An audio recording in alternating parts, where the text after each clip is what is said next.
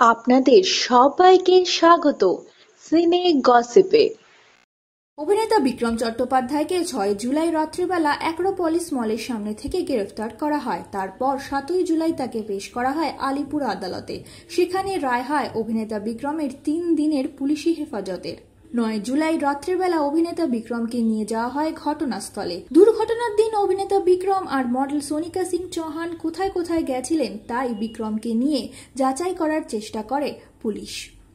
Lake মার্কেটের কাছে shopping mall ও কসবার সুইনহো লেনের কাছে বিক্রমকে নিয়েই ঘোরাফেরা করে তদন্তকারী অফিসারেরা।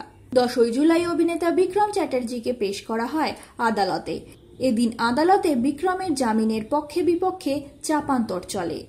বিক্রমের ২ আইনজীবী বলেন, অভিনেতা বিক্রমের জামিনের আবেদন ও শুনানির দিন ধার্য হওয়া সত্ত্বেও কেন গ্রেফতার করা হলো অভিনেতা বিক্রমকে। ম্যাজিস্ট্রেটের কাছে জামিন মঞ্জুর করার আবেদনও জানান বিক্রমের আইনজীবীরা। অপরদিকে সরকারি আইনজীবী বিক্রমের জামিনের বিরোধিতা করেন।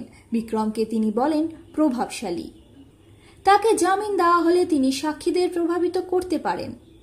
বিক্রমের আইনজীবীদের তরফ থেকে বলা হয় বিক্রম তদন্তে সহযোগিতা করছে, কিন্তু সরকারি আইনজীবীর বক্তব্য বিক্রমকে জিজ্ঞাসাবাদ করার সময় তিনি পুলিশকে বিপথে চালিত করেছেন।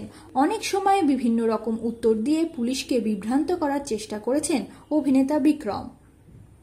অবশেষে মুখ্য বিচার বিভাগীয় ম্যাজিস্ট্রেট সৌগত রায়চৌধুরী অভিনেতা বিক্রম চ্যাটার্জিকে ২৪শে জুলাই পর্যন্ত জেল হেফাজতে থাকার নির্দেশ দেন।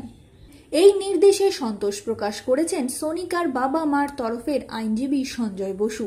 তিনি বলেছেন, সুবিচারের পথে আরও কয়েক কদম আমরা এগোলাম। অভিনেতা বিক্রম চ্যাটার্জিকে নিয়ে যাওয়া হয়েছে প্রেসিডেন্সি জেল। আপাতত অভিনেতা বিক্রম চ্যাটার্জির ঠিকানা প্রেসিডেন্সি জেল। অভিনেতা বিক্রম চ্যাটার্জি কতদিনে জামিন পাবেন, নাকি অভিনেতা বিক্রম চ্যাটার্জিকে থাকতে হবে জেলে বেশ অনেক দিন? এই তদন্তের গতি কোন দিকে এগোবে সেই সংক্রান্ত খবর আমরা খুব শীঘ্রই নিয়ে আসবো আপনাদের জন্য। তার জন্য কিন্তু বন্ধুরা আপনাদের জুড়ে থাকতেই হবে আমাদের সঙ্গে। আমরা হলাম সিনে গসিপ। জুড়ে থাকুন আমাদের সঙ্গে, সাবস্ক্রাইব করুন আমাদের এই ইউটিউব চ্যানেলটি।